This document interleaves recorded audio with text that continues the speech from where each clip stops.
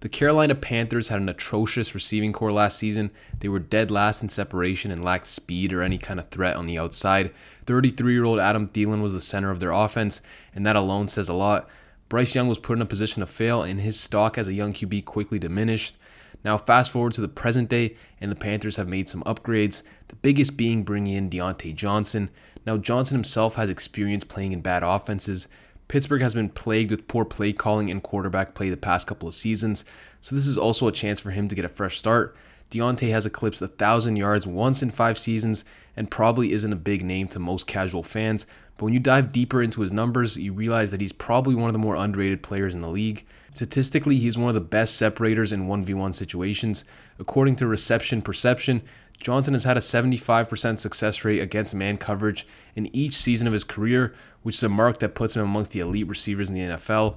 He also posted higher than a 75% success rate on every route besides go routes last season.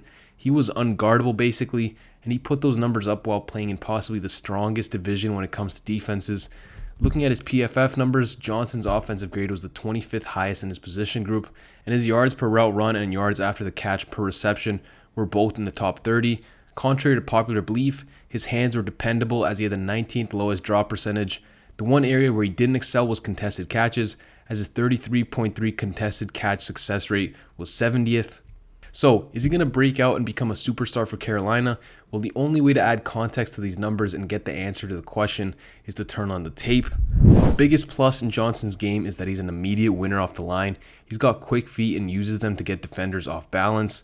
Pittsburgh did a good job of investing in this part of his game by often lining Johnson up inside or as the X receiver, giving him two-way releases or something close to that. Jacksonville runs a cover 2 man look here. Diontae's corner is pressed up on him. This is a clean 1v1 opportunity and Johnson takes advantage. No reason to get too technical here. Johnson's feet and change of direction are just on a different level. He's able to attack outside while shifting his weight back inside at an incredible speed, and he times his turn inside perfectly as the corner stretches out his arm. Later on in the year versus Baltimore, we saw a glimpse as to how his immediate separation can lead to home run plays. Similar situation, cover 2 man and Johnson is running a slant. He's again looking to win inside leverage, but this time he's going up against a less physical corner in Rock Ya-Sin. Another part of having a good release game is understanding how to attack your opponent. Johnson doesn't expect Ya-Sin to shoot his hands off the snap, so he can attack more vertically. Diontae angles his release outside to get Rock leaning that way before shooting up the field. The safety on that side of the field gets his eyes stuck on the tight end, and since Johnson was able to avoid any kind of resistance from the cornerback, he's able to burn Marcus Williams and take this one to the house. This is an example of how Johnson's release ability can test the integrity of the entire defense's coverage. Now, looking more into how you can get the most out of his skill set, the Panthers should incorporate him in 2 receiver stacks a healthy amount, especially in short yardage and red zone situations. Johnson's suddenness and explosiveness out of his breaks makes him nearly impossible to cover when you don't get hands on him. These receiver stack looks give him a lot of space to operate. Here against Jacksonville, this formation allows Diontae to eye his defender while he slowly releases, and then as soon as he gets a read, he can bounce this route one way and give his QB a throwing window. Once he and Bryce get reps in, this play could become automatic. There's also a variety of ways in which you could draw up the route concepts from the stack. Here, Johnson releases inwards before going back out and using the other receiver as a screen.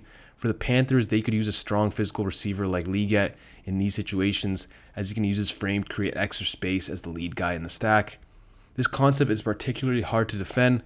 The Browns here try to man up on Pickens and Johnson. The defenders are looking to switch this concept, but when Pickens releases vertically, Denzel Ward gets put in a bind, as he's forced to take the route upfield and gets put in an impossible situation to match Johnson's quickness to the sideline. Now moving forward, besides short concepts, Johnson is also a great route runner down the field. He's aware of his skill set and makes good micro decisions. He attacks the safety here on a deep out route he's running. Ideally, when approaching off coverage, he should be looking to pressure the defender's feet, but in this case, the defender isn't stepping up, and there's so much green grass to the outside that Johnson just decides to simplify things with a quick cut outside, taking advantage of what was given to him. Attacking vertically isn't the strongest part of his game, but he does have enough straight line speed where he can add some value in this area. Contested catches are his biggest weakness. More on that later, but that's why you don't see him go deep often. If you can get him isolated one-on-one though, he can make things happen. Against the Titans, he gets his opportunity and shows us the textbook way of defeating off coverage. He closes the distance immediately on the DB, use a trigger step at the top of his route and burst inside. In this play scenario, he's able to use his quickness and route savvy to his advantage, and he doesn't have to worry about losing a strength or speed battle since the defender is backing up. Let's move on to some other skills he has. He's got good concentration with the ball in the air. I think this will become more prevalent with a more accurate QB throwing him the ball. In Pittsburgh, he was forced to adjust the passes down the field, often having to fight in traffic, which is not his strength. Against the Titans, he runs a fade up the sideline, creates space, gives the QB a nice throwing window. As the ball comes, Diontae does a great job of putting up his hands late, giving the corner no chance to react as he effortlessly takes this ball out of the air. With Bryce Young throwing him the ball, expect to see more success on these types of plays. Finally, Johnson presents some value with the ball in his hands. He's explosive and uses his great change of direction to make people miss. He can also be used in the screen game. With defenses scared of getting gashed by him, there will be opportunity to get him the ball quickly. You can expect good gains from these plays. The Panthers did not have any screen threats last season. Moving on to his weaknesses, and it's mainly just contested catches. He doesn't love going over the middle in traffic and getting hit. You'll see some drops from him in these scenarios. And down the field, he's not really a go up and get it type of player. Throwing him jump balls will lead to more errors than gains. But I think in a more sophisticated offense with a better QB, Johnson won't be forced into these kinds of situations, and his concentration down the field as well as his late hands will become more prevalent. Overall, the Panthers now have a star player at receiver. Johnson immediately wins off the line and can be highly successful as an X receiver. He will give Bryce Young plenty of great throwing windows, and I expect him to be featured in this offense often. He has a rare combination of quickness, change of direction, and route savviness, which led to him having lots of flashes in Pittsburgh. I think Carolina is the right spot for him, and I think he will break out next season.